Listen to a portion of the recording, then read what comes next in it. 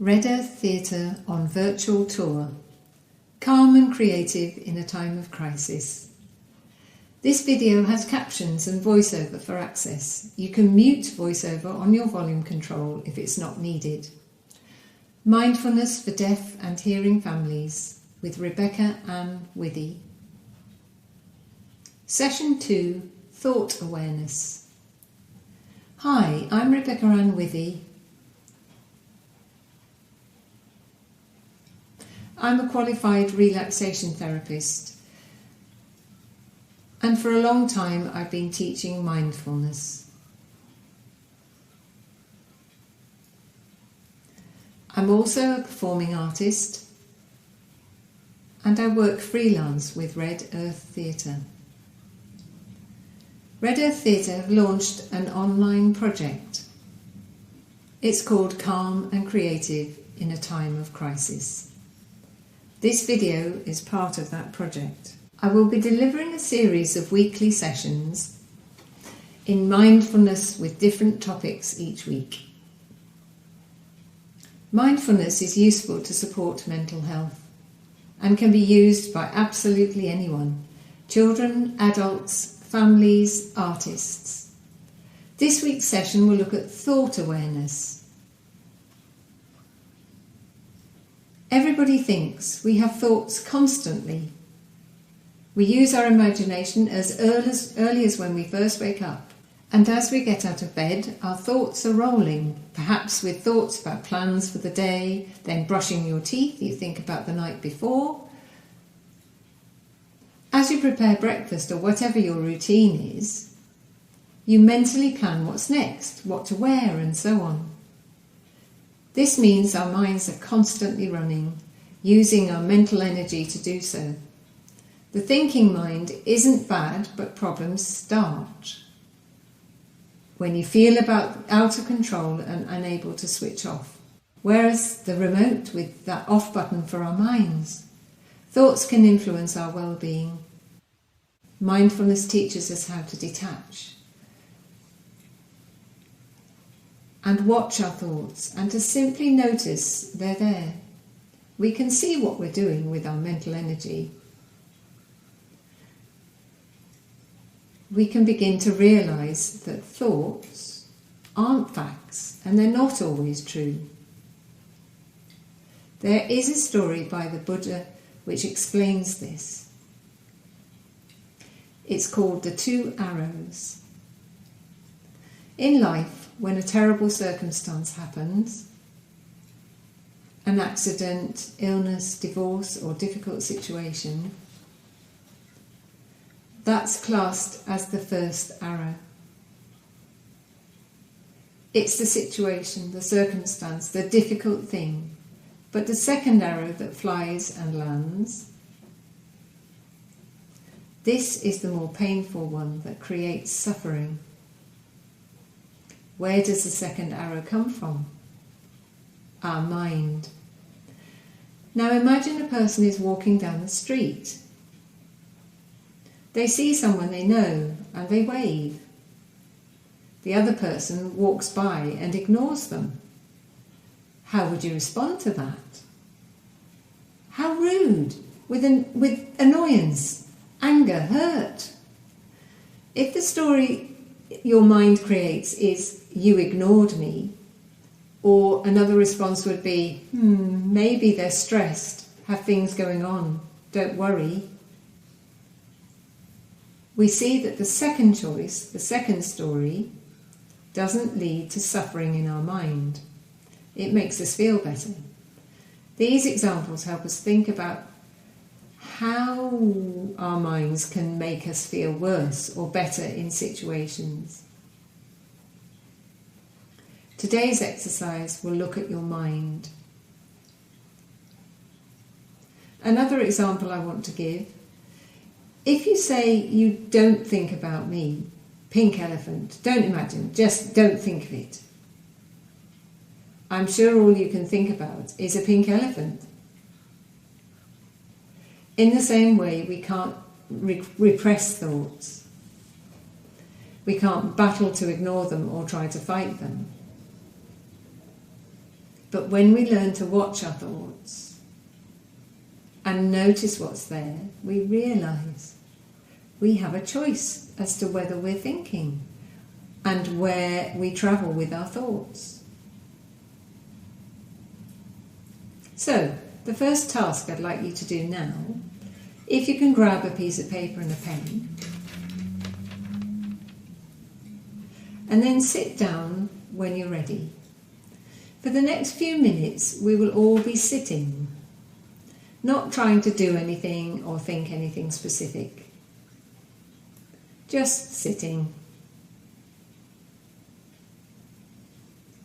When I hold my hand up like this, I want you to try and catch whatever it is you are thinking about. For example, if I just sit, I was daydreaming about breakfast earlier. Then I'd write that thought down before sitting again. Then we carry on. Clear? Shall I?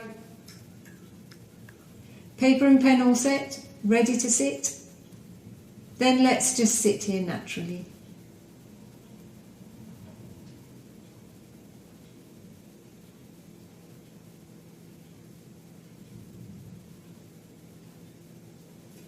Rebecca puts her hand up. Catch the thought. What we're thinking about, however small it feels. If you can remember or not, just write it down.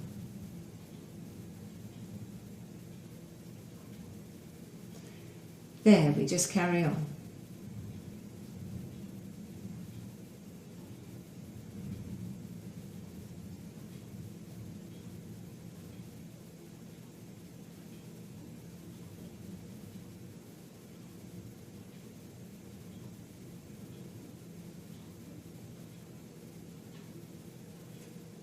Rebecca puts her hand up again. Catch the thought. What were you thinking? Write it down.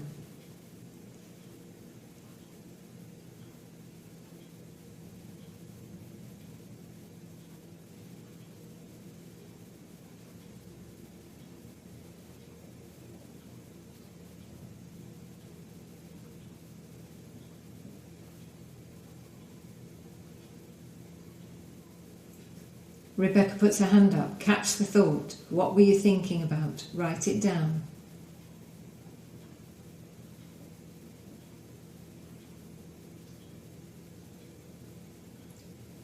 Okay, now have a few of your thoughts on paper. You can carry on for longer than this if you want. Pause the video and continue to catch the thoughts. This is useful activity because a lot of us live our lives on autopilot, getting on with things while not being fully aware. Perhaps when we drive to a familiar place, possibly a local shop where we buy food. As you drive throughout your journey, your mind glazes over and you're not fully alert. Also, when you're home and walking up the stairs, or even down the stairs, are you aware of what you're thinking about? Can you see what your mind is getting up to?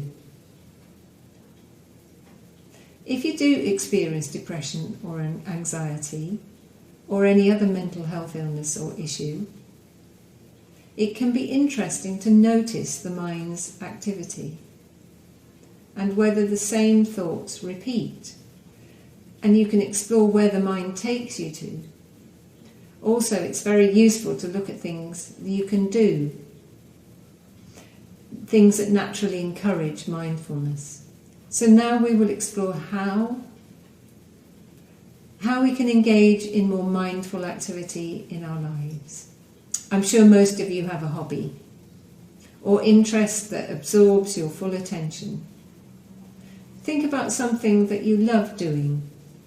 Something creative like knitting, sewing, art. Playing football, golf, listening to music. Playing an instrument perhaps. So many things. It's your hobby. Hobbies are so enjoyable. Why? Well, when you fully engage with your hobby, your mind focus is fully in the now. You're in the now, fully present and absorbed. You can feel the same when you're talking to a friend or someone whose company you really enjoy. You don't tend to daydream in those conversations. You enjoy your chat feeling fully present. Lots of activities that we find pleasant or enjoyable are naturally mindful activities. There are other ways we can practice mindfulness at home. For example, we all eat every day, don't we? Do you normally eat while you're watching TV? Or reading at the same time, or on your phone? Could you explore eating in silence? Noticing the food like it's the first time you've seen the food, almost like a child would. Just fully engaging with the simple act of eating. That's actually a mindfulness meditation. You don't need to sit with your eyes closed. It's just fully engaging with the world around you. If you're outside in the garden pulling up weeds, are you fully present in the activity or lost in daydreams about yesterday and tomorrow? Are you fully in the now as we weed or rake? Activities you enjoy are where you're naturally mindful. They encourage you to focus, to stay on the now. They enable you to detach from stories of the mind or stress that's hovering about your head. They're not real. We can ground ourselves. There's another activity I'd like you to try. You need a piece of paper and a pencil or pen. She shows a piece of paper and a pen. Now, all I want you to do is take your non-dominant hand, what you don't write with, and I'd like you to draw what you see. Just 2 to 3 minutes quickly sketching what you see. Are you ready? I'll join in. Do you have your paper and pen? Let's start. Rebecca's drawing. You don't need to watch me here, you should do your own drawing. She's drawing and her hand is there in front of her.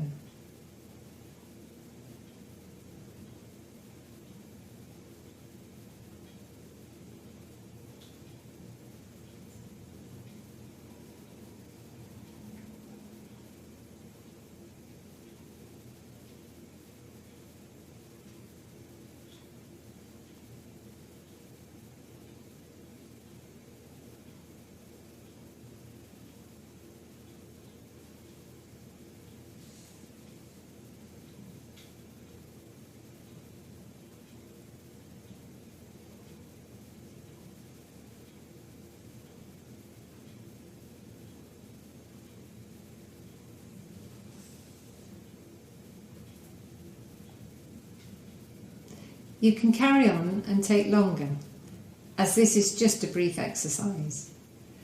As you were drawing your hand, straight away, what were you thinking about?